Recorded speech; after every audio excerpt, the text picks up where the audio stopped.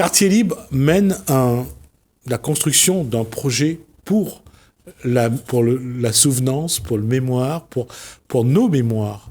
On va voir avec deux de ces membres comment la Réunion doit se souvenir d'un passé que certains essayent d'effacer, que d'autres essayent de maintenir, pour essayer de faire toujours en sorte que la transmission soit une solution, mais non pas un problème.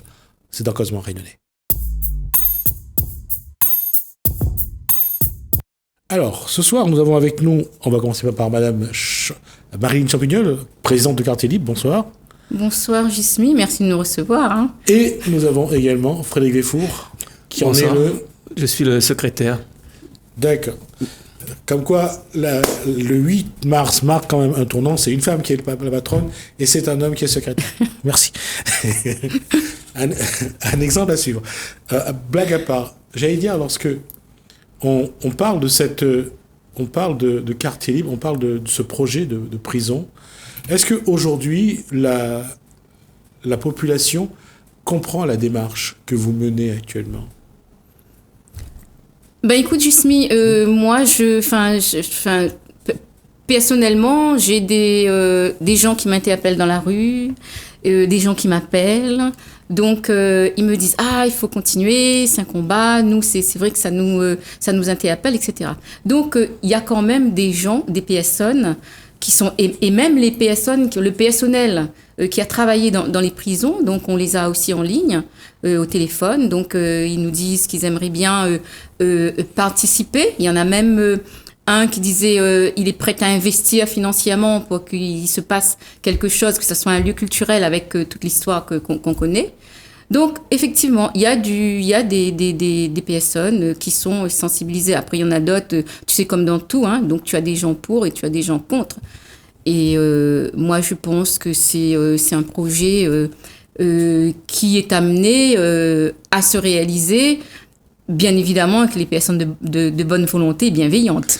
Frédéric Véfour, là, depuis que vous êtes dans ce projet de découvrir ça, de voir qu'il y a des esclaves qui ont été maltraités, qui sont morts dans cette prison, comment est-ce que quand on passait la rue Alice-Villeneuve, on regardait la prison, on avait une image. Quelle est cette image aujourd'hui ? Écoute, pour répondre à ta question, moi je pense aussi que les gens, d'une manière générale, ils nous suivent dans cette affaire. Et alors, moi j'en veux comme exemple que je peux donner, c'est que au mois de novembre, j'avais contribué à la revue Zarboutan, qui est un nouveau magazine culturel. J'avais écrit un article sur Juliette Dodu. Et il faut voir, il y a des gens qui sont, au moment de l'inauguration, les gens sont venus me voir, ils ont discuté et ils étaient contents en disant on est heureux de voir que vous avez réussi à défendre ce patrimoine de la Réunion. Et donc je pense qu'il y a vraiment une prise de conscience. Et je trouve que même que c'est les gens qui ont pris conscience. Par contre, parfois j'ai le sentiment que les politiques, ceux qui normalement doivent collaborer avec nous pour défendre la culture de la Réunion, pas tous ont compris l'enjeu là. Et des fois, on a même plutôt tendance à vouloir nous écarter maintenant en voulant récupérer le projet, quoi. Alors justement, là-dessus, qu'est-ce qui explique, parce que quelque part, c'est aussi le sentiment que vous avez, c'est qu'il n'y a pas assez de solidarité, de soutien, d'apport pour vous accompagner dans ce projet que vous avez initié, que Quartier Libre a initié à travers vous. Qu'est-ce qui explique que, au lieu d'être ensemble, de se soutenir, on a l'impression que certains essayent de vous prendre un petit peu ce que vous essayez de construire. Moi, pour être franc, je pense que d'une manière générale, le Réunionnais a encore du mal à s'aimer lui-même. Et sans doute que cette situation-là est liée justement à l'histoire un peu tortueuse qu'on a connue, hein. Et donc, le Réunionnais, quand je dis le Réunionnais, c'est le simple citoyen comme moi, mais aussi les gens qui sont en direction, ceux qui sont les représentants de la société. Et donc, parfois, on a du mal à voir dans nos propres compatriotes des gens qui ont des idées, qui peuvent faire évoluer les choses, qui peuvent proposer des choses pour changer de manière positive la Réunion. Donc, nous, on dit, on ne peut pas construire l'avenir si on n'a pas fait le point sur notre histoire, si on ne resitue pas tout ça dans l'histoire. Et c'est là où il y a un paradoxe, parce que l'histoire, on le voit, cette histoire-là, on voit que ce sont les Noirs qui ont été victimes de maltraitance. Les engagés qui sont arrivés après ont eu une autre façon d'être traités. Et est-ce que, parce que les Noirs ont été maltraités, qu'aujourd'hui encore, il y a une difficulté à ce que il y a une solidarité autour de ça, ou parce que là, chacun essaye de toujours de faire chacun pour soi, et on a l'impression qu'on essaye de venir piquer les idées plutôt que d'essayer de travailler ensemble. Marie Champignol, c'est ce sentiment qu'on a à La Réunion de dire que pourquoi on n'arrive pas à être ensemble, à travailler ensemble, vient selon vous de quoi ? Je pense que Frédéric l'a exprimé à l'instant. Donc, et puis, moi, j'ai envie de dire aussi que les personnes qui sont passées dans l'association, donc il y en a qui ont demandé à être rémunérées. Hein. Donc, il faut dire un chat. Donc, être rémunéré, quand on est une petite association, tu comprends bien qu'il est difficile de rémunérer quelqu'un pour un travail dont on ne sait pas, d'autant plus que nous étions en procédure judiciaire. Donc, ne pas savoir où on va, qu'est-ce qui va être fait. Bon, c'est vrai qu'on avait déjà anticipé, donc on avait un regard futur sur l'ensemble. Mais en même temps, ce qu'il faut savoir, c'est que nous, dans notre association, personne n'est rémunéré. Et je me souviens bien, en 2019, nous avions bouclé le colloque international de Toussaint Louverture et voilà que tombaient les honoraires de l'expert où il fallait rapidement donner, envoyer le règlement au tribunal. Eh bien, Frédéric a participé, il a pris dans sa poche, moi j'en ai pris dans ma poche, et ensuite il y a une participante, une intervenante du colloque qui en a mis aussi, qui a mis de l'argent aussi. Voilà, c'est ça aussi qu'il faut dire. Et bien moi-même, quand je fais mes déplacements à l'extérieur, je les prends dans mes fonds propres, donc à aucun moment je prends un franc sur le compte de l'association. Et puis, effectivement, les gens, il y a certaines personnes qui ne sont peut-être plus dans cette dynamique, j'ai envie de dire, de militantisme. Donc, ils ont besoin d'être rémunérés pour un travail ou un autre, etc. Donc, je comprends aussi ce fonctionnement-là. Donc, mais en même temps, les PSON, il est difficile de rassembler du monde. Ça pose un autre problème, c'est que on crée un climat de suspicion. On ne sait pas qu'est-ce qu'on peut donner comme information ou pas, parce qu'on ne sait pas qu'est-ce que l'autre va en faire. Chacun essaye de protéger ses petites données ou ses petites informations.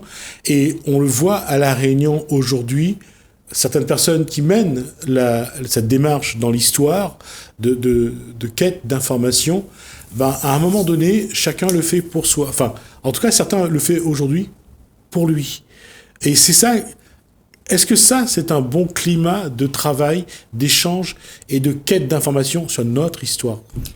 Eh bien, moi, j'ai envie de te dire que dès le départ, quand on a commencé à écrire les statuts, etc., on a bien spécifié que ça s'adressait à la génération future. Et donc voilà, on sait l'intérêt général, hein, donc c'est pas quelque chose qui sera ni pour moi ni pour Frédéric, etc. Donc on pense bien que c'est nous, on essaie de travailler dans l'intérêt général. On a chacun un métier, donc voilà, c'est pas, on n'attend pas.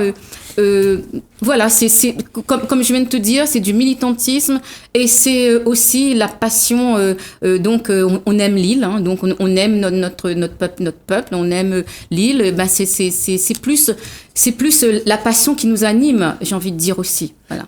Cette île compte à peu près 850 000 habitants et la question c'est comment ça se fait que 850 000 habitants ne peuvent pas vivre un peu plus ensemble, partager, s'encourager. Et surtout sur quelque chose qui nous est commun, notre histoire.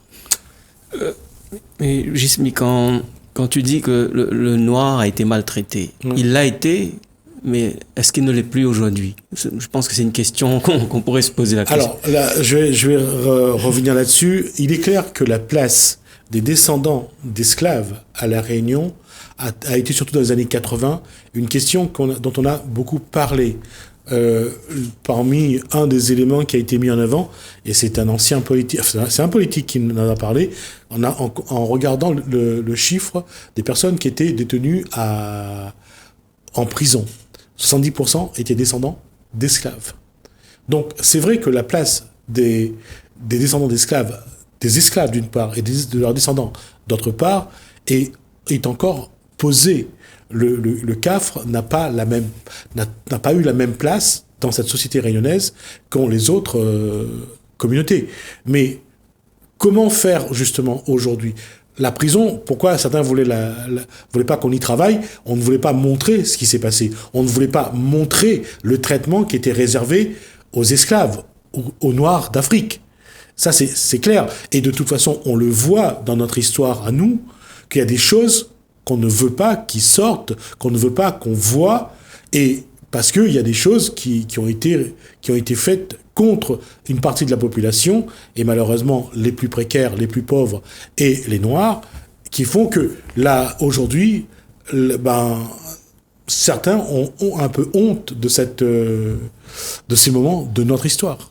Oui, ils ont honte, et puis il y a des stéréotypes, je pense, qui sont restés. Et le problème, c'est qu'on n'en a pas conscience, parce que on n'a jamais vraiment eu une espèce de, je sais pas, les Sud-Africains, je crois qu'ils ont appelé ça la réconciliation. C'est-à-dire qu'à un moment donné, il faut que tout le monde se mette autour d'une table et on reconnaisse que effectivement il y a eu vraiment des dégâts qui ont été faits. Et on n'a jamais fait ça, nous.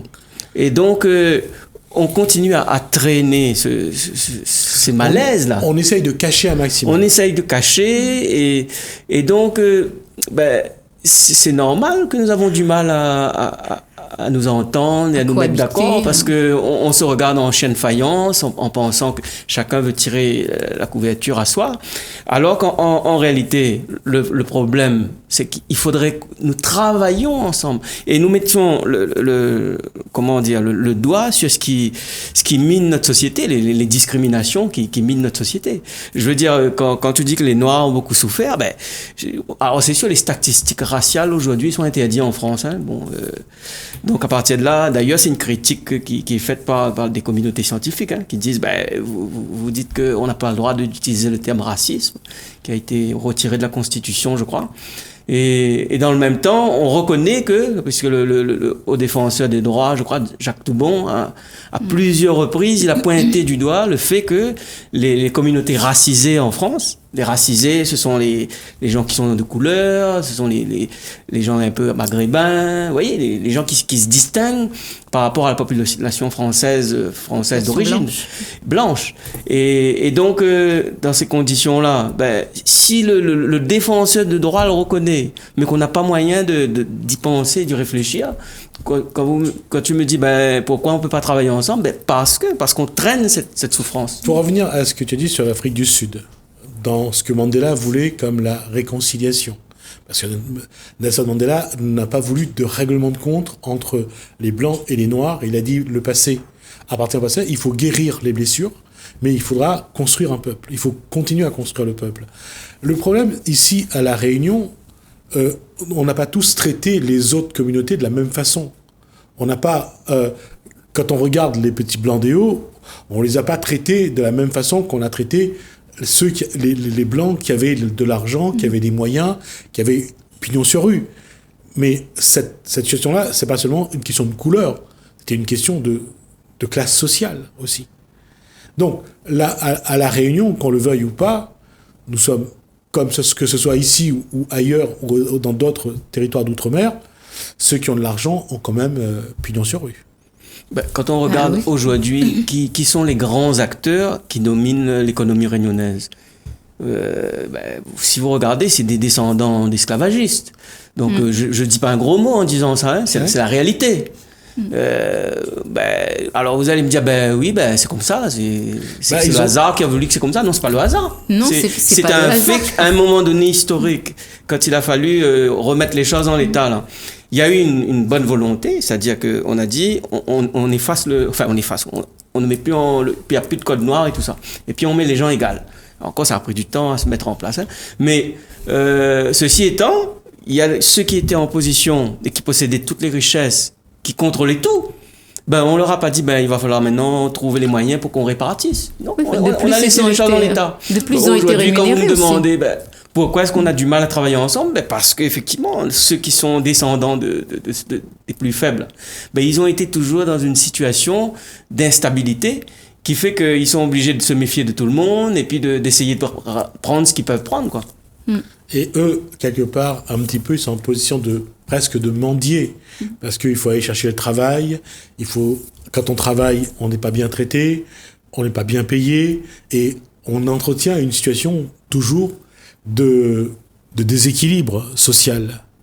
Et quand une prison peut aussi révéler cette vérité-là, c'est clair que ça va aussi gêner un peu, je pense. Je pense que non, parce que on peut trouver ces mêmes données. Si on va fouiller les archives, on a ces données-là. Hein, donc je pense pas que ça peut gêner dans ce sens-là. Je pense plus que ça peut gêner, je veux dire, au niveau je peux me tromper, mais je ne pense pas pour certaines personnes que ça risque de gêner, parce que justement, ça ne peut qu'apporter un éclairage, ça ne peut qu'apporter, j'ai envie de dire, une projection de la personne vers autre chose. Après, peut-être, est-ce que ça peut gêner les grosses entreprises, les personnes, les esclavages, les anciens esclavagistes qui étaient là, est-ce que ça peut les gêner?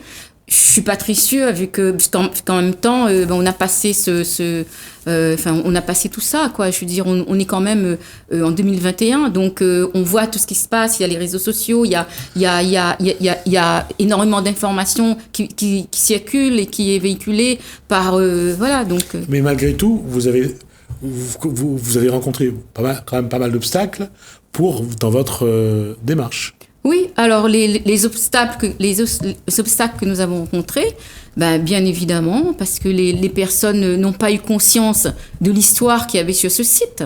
Donc il a fallu déjà, tout le monde s'est cantonné à une prison, point à la ligne. Donc, et en plus, ils se sont cantonnés à une prison actuelle. Je veux dire, ils se sont pas projetés dans l'historique, dans tout ce qui est historique, le peuplement de l'île, etc. Ils se sont arrêtés seulement à la prison où on met les gens en prison parce qu'ils ont volé, parce qu'ils ont tué. Ils se sont arrêtés à là, en fait. Et c'est vrai que lorsqu'on a commencé, on a vu ça, on avait constaté avec Frédéric, on a fait aussi la journée européenne des patrimoines. Et c'est là où on a constaté que les gens avaient une méconnaissance de l'histoire du site.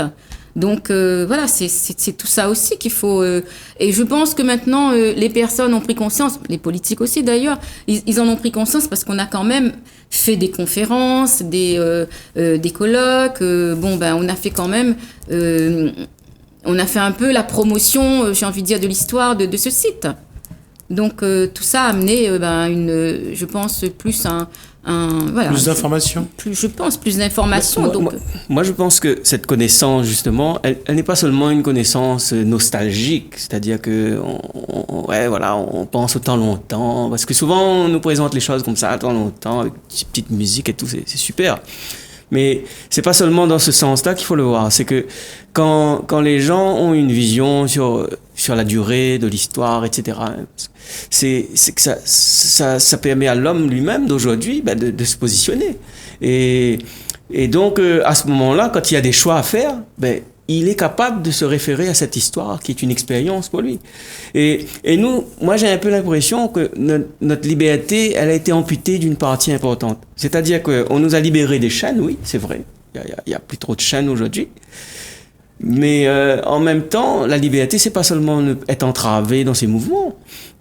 Être libre, c'est aussi être un individu qui est capable de décider par soi-même, de prendre des décisions, d'élire Vous voyez, et aujourd'hui, quand on regarde bien, on dirait qu'il y a une espèce de pensée unique qui est comme ça, on est un peu dans ce monde, hein, il faut accepter les choses, il ne faut pas critiquer. Tout ce que dit l'autorité, c'est elle qui a raison. Je veux dire, nous, au départ, quand on a commencé ce combat, moi je me souviens de la première rencontre qu'on a fait avec l'expert et les autorités culturelles, on ne nous prenait pas au sérieux. C'est-à-dire que le gars, il pensait qu'il allait arriver là, et puis il allait nous faire la leçon. Et puis il allait nous donner 300 mètres carrés, puis c'était bon, quoi. L'affaire était pliée. Donc il a fallu qu'à un moment donné, on lui dise, mais écoutez, vous fichez de nous, là. On n'est pas d'accord. Le premier, parce qu'il a fait des rapports d'étape intermédiaires. Le premier rapport qu'il a rendu, on était complètement en désaccord. Donc on lui a dit. Et je peux vous dire qu'on a justifié nos propos, et à partir de là, les choses se sont rééquilibrées. Donc, je crois qu'aujourd'hui, on a besoin de récupérer cette liberté de penser, et aussi, nous, on est capable de savoir ce qui nous convient et ce qui nous convient pas. C'est pas normal que quand, par exemple, on doit parler de l'histoire de la Réunion, il faut forcément avoir recours à des gens de l'extérieur. C'est pas normal. Je veux dire, que diraient les Français si aujourd'hui on allait chercher un Américain pour reconstruire Notre-Dame de Paris? C'est-à-dire les gens diraient, mais c'est illogique, ce gars-là il ne connaît pas notre histoire, etc. Oui, moi je pense que c'est un peu la même démarche critique que nous avons, nous. L'émancipation, il y a encore beaucoup à faire? Je pense. Donc, je pense qu'il y a... il y a à faire. Tu parles de l'émancipation par rapport des personnes par rapport à ce que dit Frédéric, c'est-à-dire le fait que je ne dirais pas qu'il y a une seule façon de penser, mais qu'on nous nous impose des choses sans nous demander notre avis, qu'on prenne des décisions pour nous, tout est décidé ailleurs et on nous l'impose ici. Écoute, nous sommes confrontés, justement, on en parlait avant d'entrer là, à l'instant, nous sommes confrontés aussi à ça, où effectivement, on en parlait, un laboratoire de langagisme qui n'est pas à La Réunion. Alors, donc ça, justement, on était en train de se dire, mais c'est un non-sens. Langagisme a eu lieu à La Réunion. Comment ça se fait? Un laboratoire de langagisme peut être à Nantes. Donc ça, D'autant que Nantes, c'était plus pour l'esclavage. C'est la circulation des engagés, et non pas... C'est nous qui avons subi. Ouais. Donc, voilà, on en parlait justement, ça rejoint un peu ce qu'on développait là à l'instant, c'est-à-dire que, Frédéric le disait bien justement, c'est que notre histoire, très souvent, on se rend compte que c'est pas nous. Donc, c'est toujours les autres qui viennent faire pour nous. Et donc, récemment, pas très longtemps, on en a parlé dans la réunion Léla, l'histoire de l'Ileta Guillaume. Donc ça nous est resté en travers, parce qu'en fait, les gens peuvent croire qu'on est des menteurs, mais allez vérifier le pédigré des gens qui font ça. Parce que nous, quand on se propose pour faire quelque chose, là, il faut qu'on montre un grand CV, il faut qu'on fasse preuve de nos qualités. Et là, quand on regarde les gens qui viennent pour faire les missions, là, on se dit que eux, ce sont des preneurs de mission, et puis c'est tout. C'est pas des gens qui connaissent, qui ont la sensibilité, et pour qui ça a un intérêt plus que ça, quoi. Ce qui nous amène à nous poser cette question, est-ce qu'il y a une volonté d'écrire ou de réécrire l'histoire pour faire plaisir à certains, pour ne pas en fâcher d'autres, pour qu'on ne dise pas une vérité qui pourrait être trop crue pour certains descendants? Donc cette question-là, je pense qu'on se la pose depuis un moment, et je pense qu'on n'est pas prêt de trouver la vérité. De toute façon. Je pense qu'il faudrait faire le lien aussi avec des intérêts individuels. C'est-à-dire? Il y a des gens qui ont probablement des intérêts individuels à ce que ça soit ainsi, et non pas une prise globale de voilà. Enfin, j'ai envie de parler de ce qu'on a cité à l'instant, laboratoire de Nantes, laboratoire de langagisme à Nantes. Donc ça, c'est un peu comme le nez sur la figure, quoi, voilà. En tout cas, merci à vous deux pour cet échange. On aura au moins posé la question. On verra si ça fait débat ou pas, ou sinon, on aura l'occasion, nous, de revenir là-dessus. Merci. Marie Charbonnier, donc présidente. Merci beaucoup et bonne fête de la femme.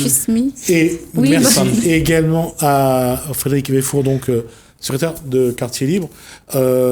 Pour les femmes, bien sûr, faut surtout pas les oublier. D'autant Je que pense à une en particulier, à ma petite fille Nora, qui est née le 8. D'accord. Mais bonne fête à Noah. Bonne fête à Nora. En tout cas, merci à vous deux. Merci à vous Jasmine. de nous avoir. Merci La Réunion Lila. Merci à vous de nous avoir suivis. Merci Hélène, merci François. Je vous dis à bientôt.